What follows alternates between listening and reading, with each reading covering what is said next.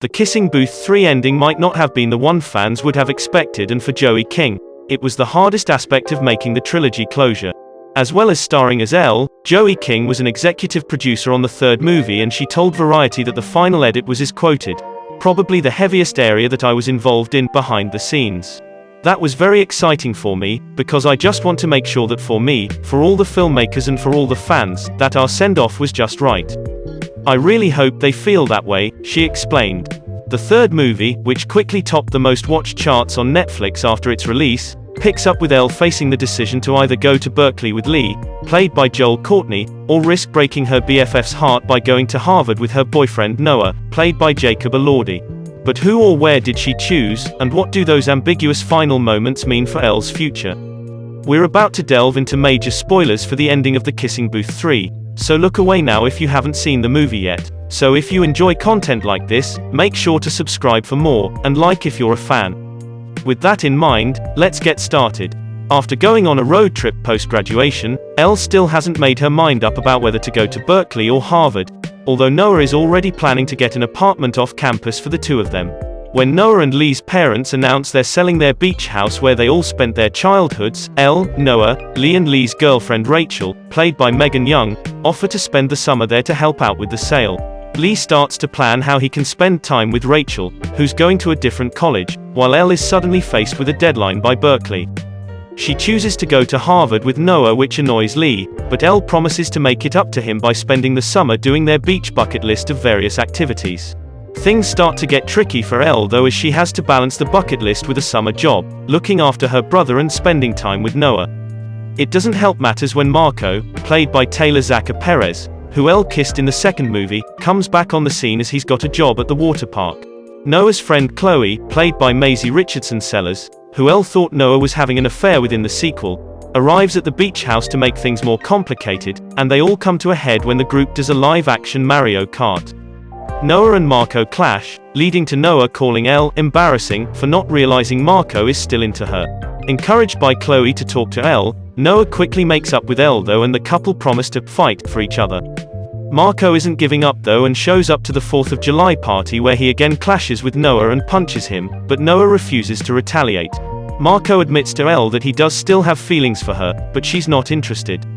Instead, she goes off to find Noah, but Elle is unaware that Noah saw her acceptance letter to Berkeley. He's worried that she's only going to Harvard for him, and he doesn't want Elle to regret it if they later break up. "Elle, you and I have been trying so hard.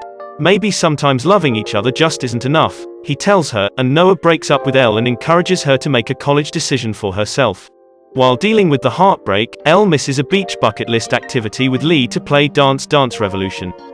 They clash when he tells her that he's never mattered to Elle compared to Noah, while she tells him to grow up, as all of her decisions this summer have been trying to make everybody happy. Noah and Lee's mother tells Elle this much when she comforts her, telling her that she should start thinking about what it is that you want to do and choose a college based on that. After all the drama, Noah and Lee's parents eventually decide not to sell the beach house too. But it's not just Elle having relationship issues, as Rachel chooses to break up with Lee. Having seen the issues that Elle and Noah have had, Rachel doesn't want them to become like that when they have long distance to deal with, but she hopes that maybe they will find our way back to each other. Marco apologizes to Elle and they say goodbye on good terms, before Elle reconciles with Lee and tells him that she's realized that she's spent so long maintaining her relationships with Noah and Lee that she hasn't worked out what makes her happy. "I gotta figure out who I am, on my own," she tells him. What Elle wants to do is video game design, so she applies to the University of Southern California, USC, and gets in. "I think it's so nice that Elle gets to be her own person and make those decisions that are best for her, which is really hard to do," King told Variety. Away from the college choice, Elle has some emotional goodbyes to make, as she first says a tearful farewell to Lee when he leaves for Berkeley, while a flashback shows she also said goodbye to Noah, although the pair didn't get back together. Elle has to learn to make decisions for herself. "I mean, Elle is like me. Elle is at heart a big-time people pleaser, and that's wonderful, but sometimes it pays to be selfish," Joey King explained in the press notes of Elle's decision. The movie then cuts to 6 years later, with Elle now developing her own game and boasting a new short hairdo. It's also revealed that Lee and Rachel did get back together and got engaged after college. Elle and Lee picked up their friendship as if they never left, and even get to see the Kissing Booth again at the charity fair. What's more, Elle sees Noah for presumably the first time since that fateful summer where he reveals he has job offers at law firms in LA and New York. He hasn't decided where he's going, but does suggest going on a motorcycle ride when he's back in town, which we see play out in the final scene. Does this mean that Elle will eventually get back together with Noah now that they're both in a better place in their lives? It's not made clear in the movie, and with the kissing booth 4 unlikely, we may never know for sure. In this aspect though, King told Variety that she's excited for people to paint their own picture, adding, "It's so up for interpretation. But, I mean, the last frame of the two of them, I know what I can guess based on that. And I hope that the fans have a really good time guessing. We're optimists at heart, so let's just say that Elle and Noah do get back together as the signs are promising, and nobody can tell us they didn't." Well, I hope you enjoyed the video. If you did, make sure to leave a like and subscribe for more videos like this, and click on one of these videos for more content. Thanks for tuning in, and we'll see you in the next one.